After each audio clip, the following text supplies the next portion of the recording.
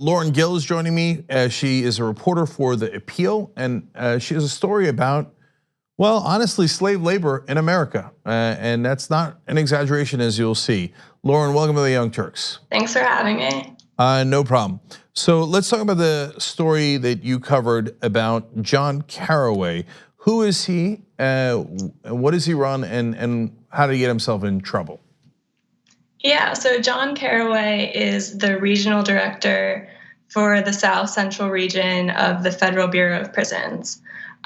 So that means he's in charge of 21 prisons in 5 states, about 30,000 prisoners.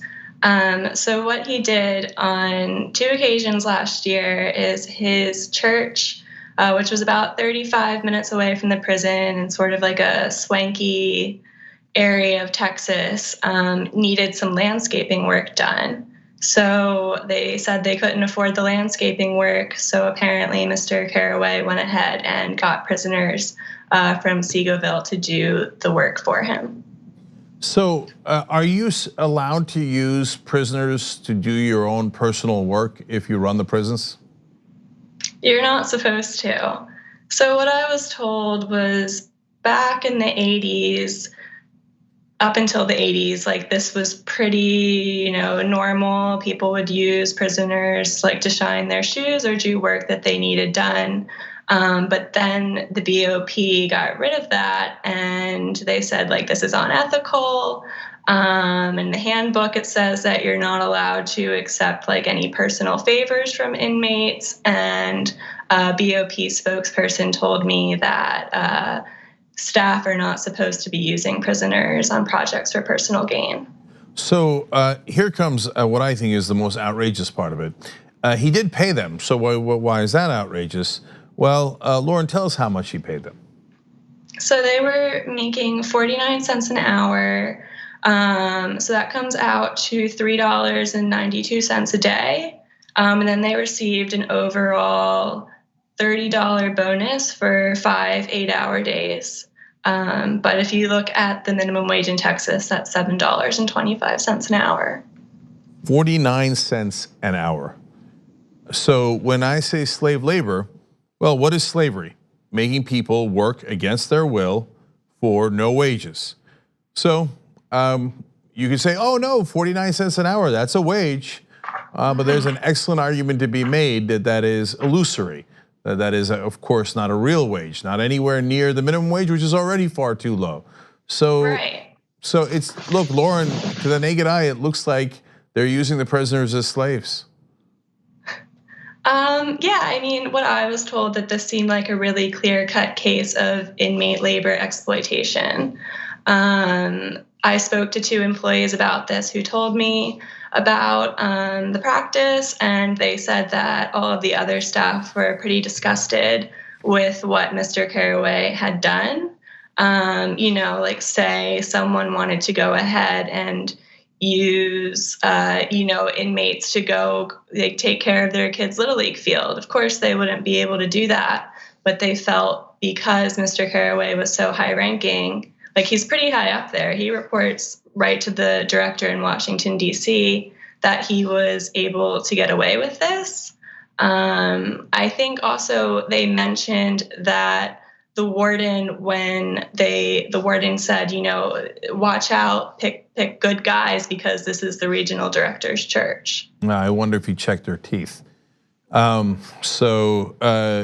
a lot of us thought we were past these days, but apparently we're not. He's in charge of 21 federal prisons in Texas, Louisiana, Oklahoma, New Mexico, and Arkansas. So he has access to a lot of prisoners that he could use in this way. So that leads me to the natural question, Lauren, of is anyone doing anything about this? Well, conveniently enough, Mr. Caraway has put in his papers and he is retiring within the next few months. So I haven't heard of any blowback from this, from prison officials. Well, I remember Andy McCabe, who was running the FBI. Trump fired him a day before he could retire with his full pension. And he had the audacity to legally investigate the president. So apparently you can fire people before they get their full pensions if they've done something, even in McCabe's case when he didn't do anything wrong. In this case, when he's clearly done something wrong. Is anyone going to look into whether he should be fired? I haven't heard anything about it. Of course, I reached out to BOP and I told them what I had heard. They didn't answer. I reached out to Mr. Caraway. He didn't get back to me on it. So it would seem like things are full steam ahead for him for retiring with his full pension. So, and it is a Trump administration. They might give him a raise. How big a problem is this nationally? Is this just a one-time occurrence with this one guy who's running these prisons, or nearly non-existent wages for prisoners? Is that a phenomenon that's happening across the country? Well, this is the clearest cut example that I've personally heard of. I don't know what's going on in every single prison across the country. In federal prisoners, that's 200,000 prisoners. So I don't know, but I know that inmates want a lot more programming. Instead of, at Seagoville, they're getting out, what I heard was 3 times a year out into the community to do service projects. So therefore, they're offered the chance to go guard in someone's church. This sounds pretty good. But, say we go ahead and provide them with landscaping programs so they can refine their skills, so that way when they're released out into society, they're able to become a landscaper or something like that.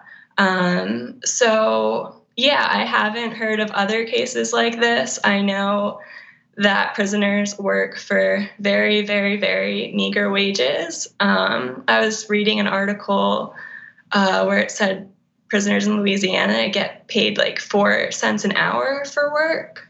Yeah, so the wages are not very good. Yeah, so there's 2 different issues here. One is using the prisoners for your own benefit. The other is the slave wages that they are being paid. So in this case, they got $3.92 for a day's work. Yes, we have reported on the Young Turks situations where they're being paid $1 per day, not even per hour, per day. And so the only reason to pay them $1 is to say, no, technically they're not a slave. I gave them $1.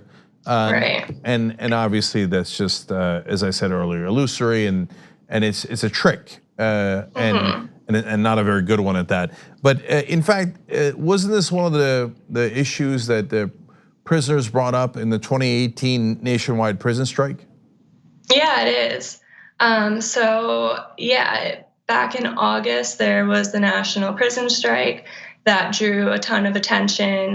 There were actions in prisons across the country in which prisoners were saying, we want to be confined in ways that are way more constitutional. And there was a whole list of demands, but I think the one that got the most attention was the eradication of prison slavery. So what they demanded is that people who are working get paid the prevailing wage in their state, and we're not seeing that. So this affects the prisoners terribly, but it's also a stain on our culture in America and our morality and what we have degraded ourselves to. But there's a third element to it, which is how it affects wages for non-prisoners.